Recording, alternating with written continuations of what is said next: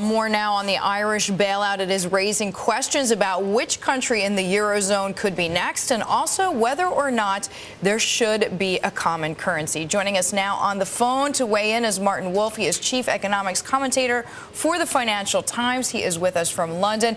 Martin, thanks so much for joining us. Back in May of this year, you wrote about Greece, and you said it was just the beginning. So you were right.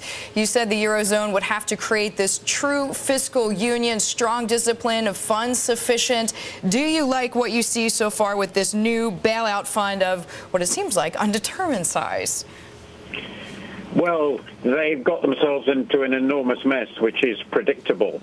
I think the first thing to understand is what an enormous fiscal obligation that Ireland has now assumed with this $85 billion loan, which is basically 50% of GDP. So it's as if the United States had borrowed $7 trillion. So you can see that they haven't resolved the problem at all. They've converted a huge bank problem into a huge fiscal problem. As soon as people realize this, I think there will be further repercussions for other Eurozone member countries' fiscal debt. Portugal, obviously, there's a real risk with Spain. It's very tragic, but they have not dissimilar problems. And the difficulty, of course, is once you borrow this money from the international community, you really can't default, so you've assumed an enormous obligation. And they have agreed now that they're going to have a permanent and bigger fund, probably over €1 trillion, probably not enough. Basically, this crisis is unfortunately still unfolding, and I think it's quite easy to see it spreading even beyond those countries in nightmare eventuality.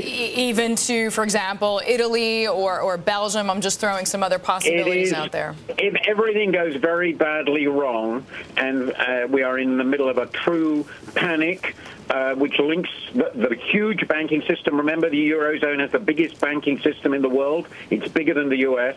If this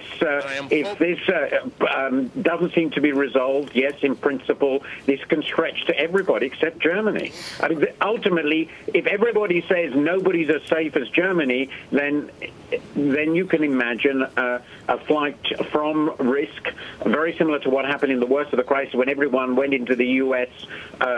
liabilities. In the same way, everybody will want to go into German liabilities, and you get generalized panic, and that's what they have had to stop. Martin, we only have 10 seconds left. Will the common currency exist in 3 years? Yes, I'm sure the euro will still exist.